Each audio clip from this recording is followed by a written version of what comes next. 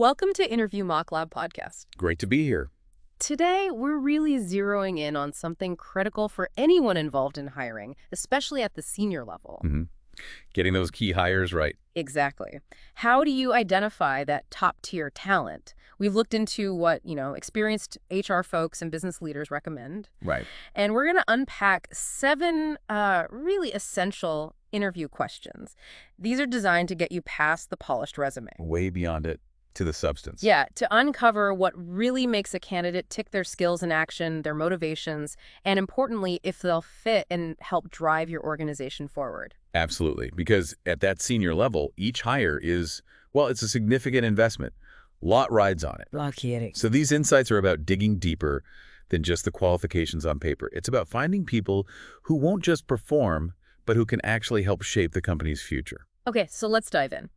Question number one seems pretty basic on the surface. What interests you in the company? Right. Seems simple. But the consensus is it's a surprisingly effective first filter. It really is. Think about it. Someone applying for a senior position should, at the very least, have done some basic homework. You'd hope so. Yeah. So if they know absolutely nothing, that's a bit of a red flag right there. It Yeah. suggests maybe a lack of initiative, or perhaps they're just, blasting out applications. Okay, so that's the red flag. What's a green flag look like here? Well, interestingly, even if someone admits, look, I haven't had a chance to dig super deep yet, but they follow it up with genuine enthusiasm and specific reasons why they're keen to learn more, that can actually be positive. Ah, okay. So honesty plus enthusiasm. Exactly. It shows curiosity, willingness to engage. One perspective we saw highlighted that this probes their intrinsic motivation. Are their values potentially aligned with yours? Is there a genuine pull beyond just needing a job? That makes sense. It sets the stage. Okay, question two builds on that idea of alignment. At this stage in your career, what are you looking for in your next opportunity? And how does this role and the company culture align with your expectations?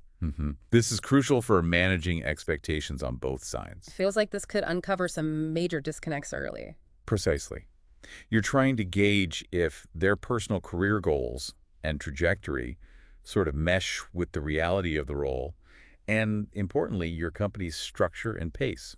Can you give an example of a mismatch? Sure, like if a candidate comes in saying they expect a promotion to VP within 6 months, but your organization typically has a much longer track for that kind of advancement. Right. That's a clear misalignment. It really is.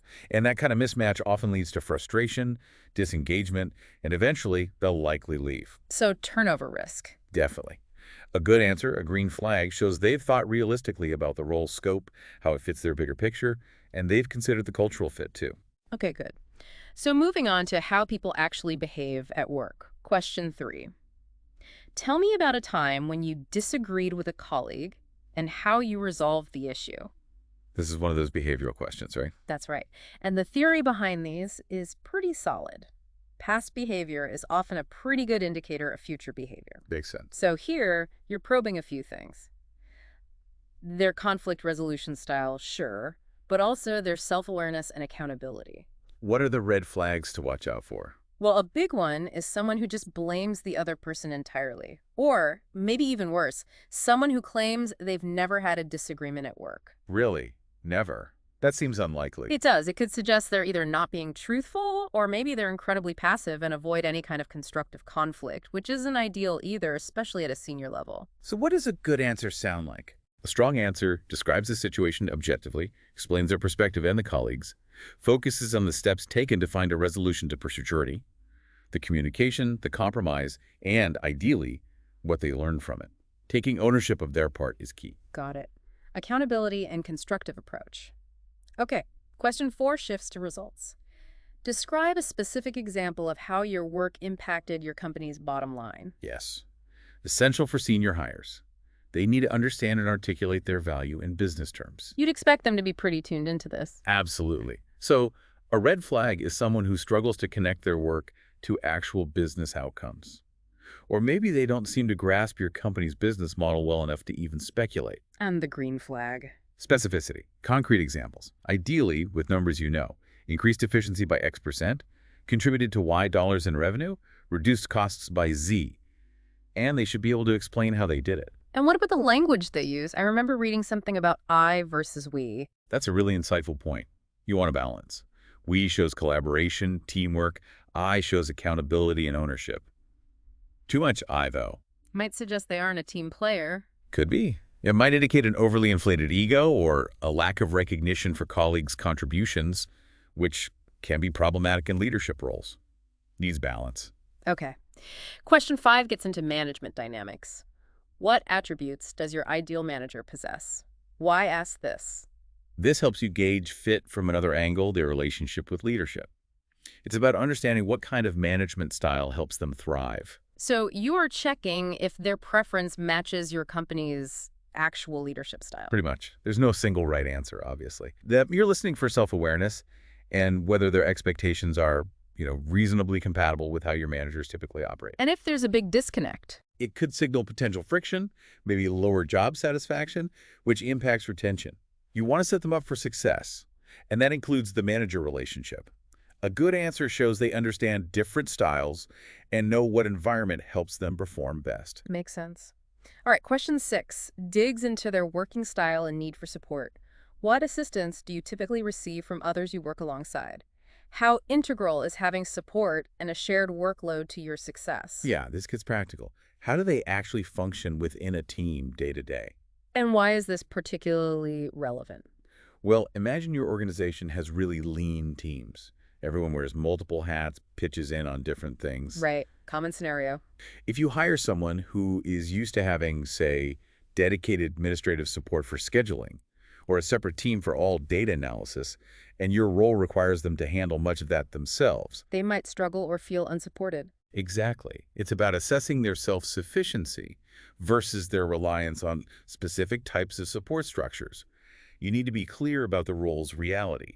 A balanced answer here would acknowledge the value of collaboration, but also highlight their ability to work independently and take initiative. Okay, clarity is key there. Finally, question 7, the one candidates usually expect. Do you have any questions? But you're saying even this is revealing. Oh, absolutely. Don't rush this part. The questions a candidate asks or doesn't ask tell you a lot about their level of engagement and preparation. So what's a red flag here? Generic questions. Things like, what are the benefits, when that's easily found online?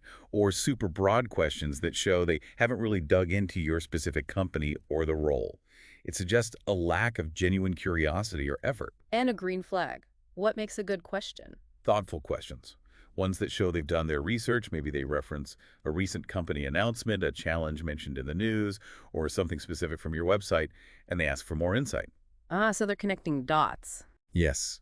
It shows they're thinking critically about the company, the industry, the role, and how they might fit in and contribute. It demonstrates real interest and initiative. Wow, okay.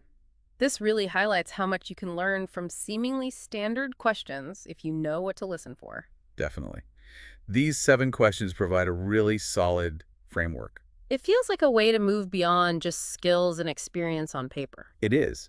By probing motivation, alignment, behavior, impact, leadership fit, working style, and their own engagement level, you get a much richer picture. Which should lead to better hiring decisions, especially for those crucial senior roles. That's the goal.